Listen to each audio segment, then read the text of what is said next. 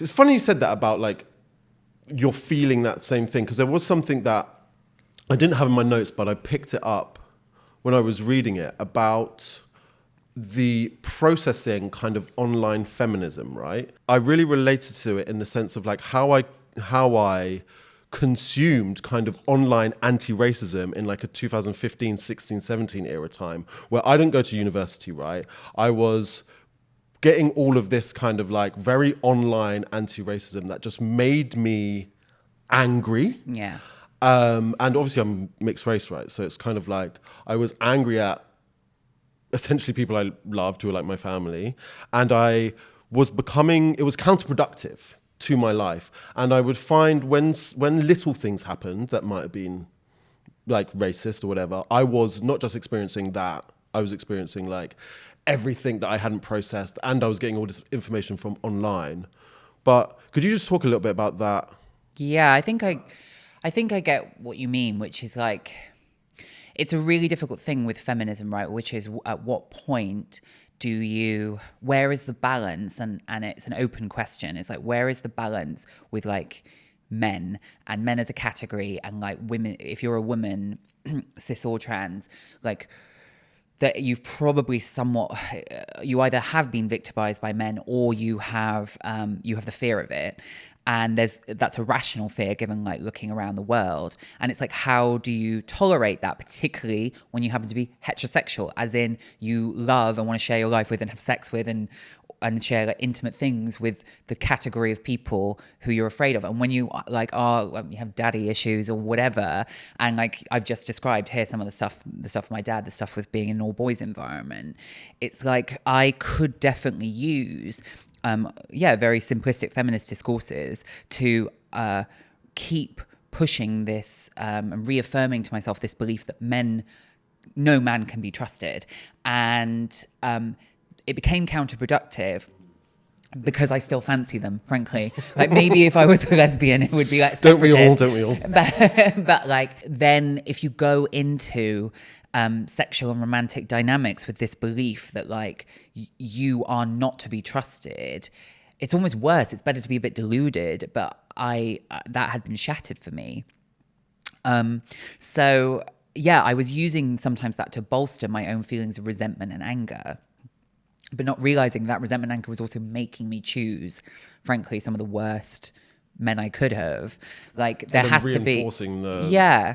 And it's difficult because I talk in the book a lot about like women do have to contend with this idea. You know, the Giselle Pellico case has reaffirmed this. It's like the industrial scale of like misogynist and, you know, domestic sexual violence, etc. Like women have to like contend with that. And like I think there's a lot of the reasons why I think a lot of the like anger at trans women that's going on in feminism in the UK is a displacement. It's too hard to confront the fact that like the men that you know most intimately might be the people that you're most afraid of. So you displace it onto like a minority group, and it happens to be trans people at this point in history.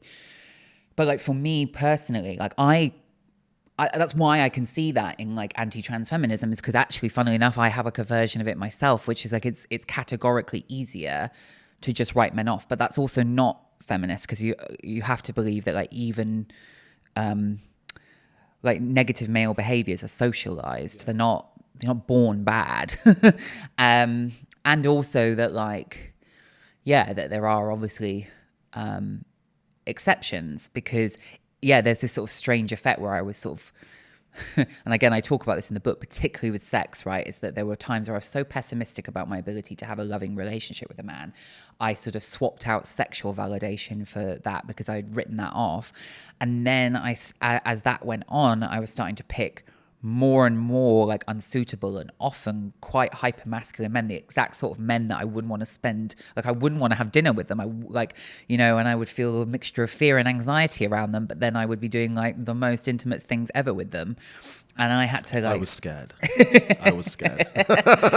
Yeah. I mean... Yeah, they were. Well, I mean, a lot of gay men thought it was great what I was doing. but I do always say to straight women, if gay men are like really praising your sex life, like, are you okay? Well, I remember when you said, if Lewis is worried, it must be bad. yeah, literally. So I guess in some ways I recognized, and also I don't want to be, it's hard because sometimes anger is the normal response and we can't be delusional about the scale of like patriarchy and patriarchal violence. But I also like a deep-seated, like harbored, ongoing resentment towards men isn't going to help me, and it is counterproductive. Well, I mean, so you are dating again after a period of not, Yes. after having a break. So given all that, how are you approaching dating now, given that like you're not in this kind of like femcel, like dump him feminism? You're kind of like, you're giving it a chance. You're being optimistic, right? So how are you approaching it that's different than how you were before? Well, for me, optimism in this area is always going to be a renewed practice, because I can't just achieve a state of optimism, because also like every time that there are setbacks with that, right? Like you try and be optimistic and then an individual person disappoints you in some way, and it's easy then to revert back to this like very easy core belief like, oh, men are always going to let me down.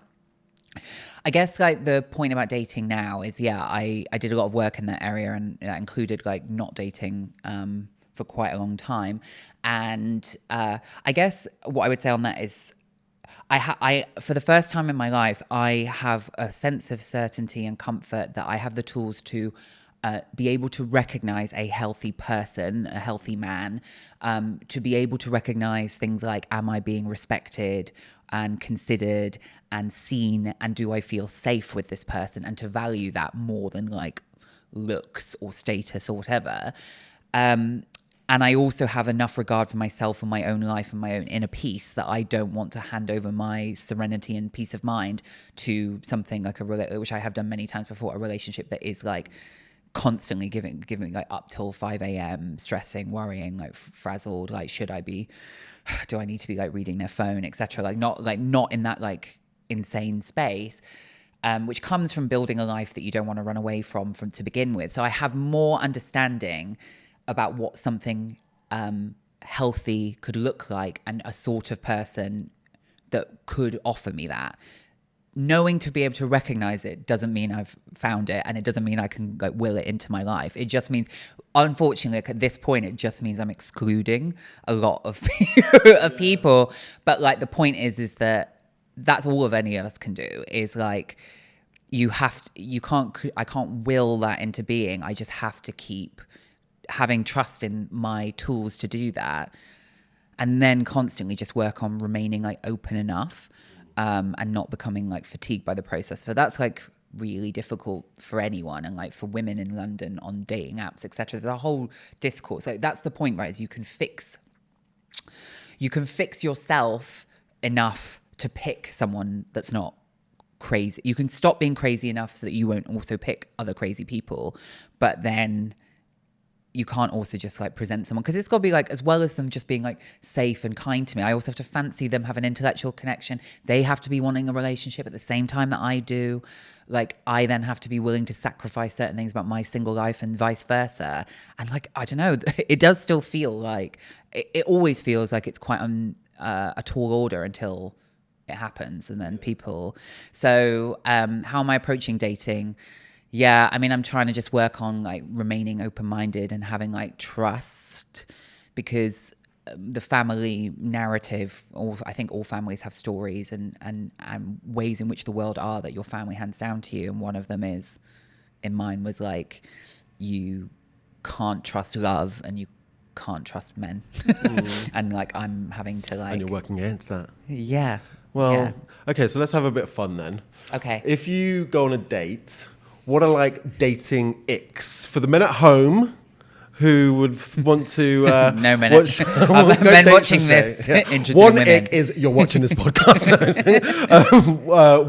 What's like a dating ick? What is like? I can't deal with It's that. interesting though, because do you know what I've realized? That I think my theory is that a lot of straight women's icks is actually like about masculinity, and it's often when men behave in a childlike way, because men are like, and women reinforce this as much. It's like straight men are supposed to act just like completely unenthused by everything. So like loads of them are like men having little failures of masculinity, and often quite like a childlike, helpless way. Like I remember one of my like really good friends, she just got the full ick for this guy because they were getting into an Uber. The door was locked on his side, so he just kept pulling at the door. Oh my God. And she was just like, that was it. I could never see him. These poor men. As sexy again. These poor men. Yeah, and I read a friend's manuscript recently, and it was talking about like straight men that are really giddy at a gig, and like childlike and excited because it's like, oh God. So it's like a childlike enthusiasm, or something that's like a surrender of like this like insouciant masculinity. Anyway, what are my icks? So I'm trying not to do that, because I actually think childlike wonder in a man is actually quite endearing. In small, I don't like a manic pixie dream girl. Might be a bit too much, but a little bit of childlike wonder in a man is quite nice. What are my biggest dating icks? I'm trying to think, because an ick is, because now I don't want to be like inconsistency. Okay, what about red line? What about red lines? What about red lines on a first date? They bring up your books. Do you like that? Do you like someone interested in your work? Why not? Why don't you like people don't fuck a fan. I've learned that the hard way. No, I do. I actually find, okay, if you want me to be real, right, is that I have like a semi-public facing career. It is a little bit of an ick for me when men are weird about it. And weird can be both insecure, where they're like, oh, like, and then they start talking about how they've like done a little stalk of me or whatever. The other is when they put me on a pedestal. Like, oh, I've seen, like, I've had men like on dates like halfway through reveal that they've seen me on Novara Media, and it's like, well, why didn't you could have either said that right at the beginning, or, to be honest, like a Novara Media fanboy, isn't it? Sorry. But like, so yeah, like a weirdness around my career and my work, and that suggests that there's like a bit of a barrier in terms of not wanting to get to know me is definitely an ick. Red lines, yeah, I have some. So,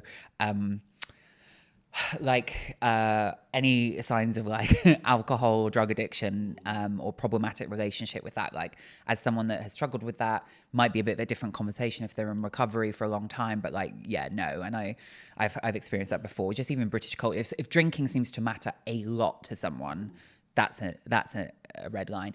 Obviously, being a trans woman too, is I am looking out for things like fetishization. So what that might look like in my case is, has this guy like had sex with lots of trans women outside of the context of dating? Like they've basically spent a lot of time on dating apps, and they basically allude to the fact that they've hooked up with a lot of trans women, but they don't have like a trans ex-girlfriend. Isn't there like a word for that now?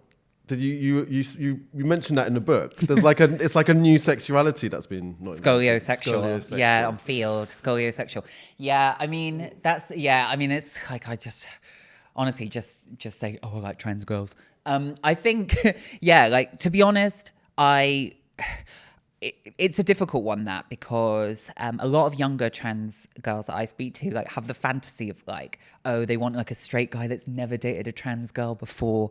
And I'm a bit like, I don't know that I want that necessarily either, though, like, because it's I don't mind if someone's like dated around a bit and they've maybe dated and whatever, but it's not that I have to have been the only trans woman they were ever attracted to.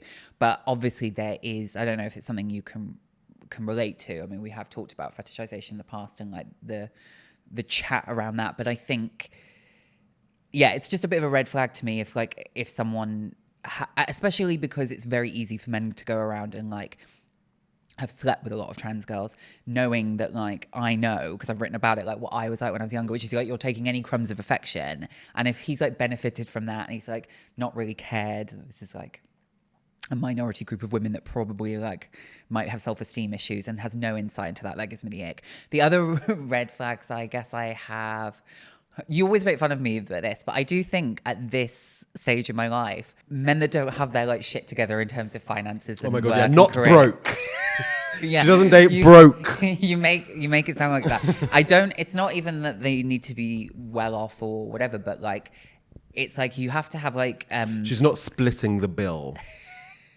Basically, you need to have like something that they care about, something they're ambitious about, and something they're working towards. And realistically, like that does matter too, because yeah, I'm doing all right. Like I have a pretty like strong career now after some pretty hard work, and I don't really want to be resented, which often comes up for like not just me but lots of women. Like men resent successful women if they don't feel like they've got their own place in the world, or you know, their own ambitions that they're working towards.